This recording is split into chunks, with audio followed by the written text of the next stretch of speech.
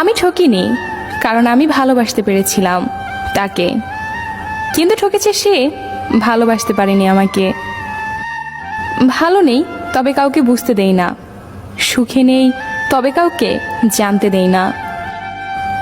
বিশ্বাসটা রক্ষা করতে শিখুন, কারণ বিশ্বাস ভেঙে গেলে সত্যি কথাগুলো মিথ্যা বলে মনে হয়।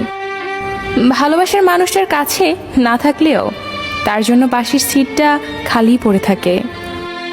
আমি ঠকিনি, কারণ আমি ভালোবাসতে পেরেছিলাম তাকে, কিন্তু ঠকেছে সে ভালোবাসতে পারেনি আমাকে।